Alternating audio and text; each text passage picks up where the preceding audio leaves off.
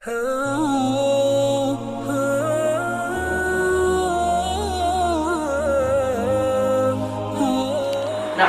ونصلي على رسوله الكريم اما بعد۔ حضرت عبداللہ بن مسعود رضی اللہ تعالی عنہ فرماتے ہیں کہ میں نے حضور اکرم صلی اللہ علیہ وسلم سے سنا ہے کہ جو بندہ رات کو سورہ واقعہ کی تلاوت فرماتا ہے تو اللہ تبارک و تعالی اس کو کبھی بھی فاقہ نہیں ہونے دیتے۔ حضرت عبداللہ بن مسعود رضی اللہ تعالی عنہ صحابی رسول تھے جن کی کئی بیٹیاں تھیں لیکن نرینہ اولاد نہ تھی، تو حضرت عثمان غنی رضی اللہ تعالی عنہ آپ کے پاس آئے اور آپ سے فرمایا کہ آپ کی بیٹیاں ہیں اور ان کی کچھ ضروریات ہوں گی، تو میں آپ کچھ پیسے دے دیتا ہوں، آپ ان سے بیٹیوں کی ضروریات کو پورا کر لیجئے گا۔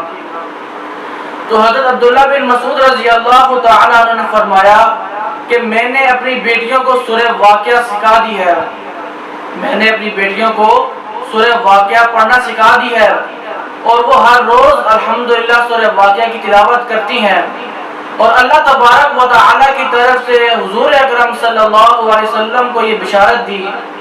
کہ جو شخص رات کو سورہ واقعہ کی تلاوت کرتا ہے تو اللہ تبارک و تعالی عنہ اس کو رزق کی تنگی نہیں ہونے دیتے۔ میرے عزیز دوستو، آج ہم دیکھیں ہمارے معاشرے میں کتنے لوگ ایسے ہوتے ہیں جو رزق کی تنگی کے شکوے کرتے ہیں کہ حالات ٹھیک نہیں چل رہے، رزق کے بس معاملات ٹھیک نہیں چل رہے، کاروبار ٹھیک نہیں چل رہا، رزق نہیں آ رہا، مطلب کہ اس طرح کی باتیں وغیرہ کرتے ہیں، رزق کی تنگی کے شکوے کرتے ہیں، لیکن وہ سورہ واقعہ کو اہتمام سے پڑھتے نہیں ہیں۔ اگر آج ہم سورہ واقعہ کو اہتمام کے ساتھ پڑھیں تو اللہ تبارک و تعالی وہ ہمارے رزق کی جو تنگی ہے اس تنگی کو دور فرما دیں۔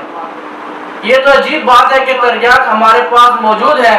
لیکن ہم اس کو استعمال نہیں کرتے، شیطان ہمیں اس پر عمل کرنے نہیں دیتا۔ اللہ تبارک و تعالی سے دعا ہے کہ اللہ تبارک و تعالی ہمیں سورہ واقعہ کو اہتمام کے ساتھ پڑھنے کی توفیق عطا فرمائے۔ وآخر دعوانا ان الحمد للہ۔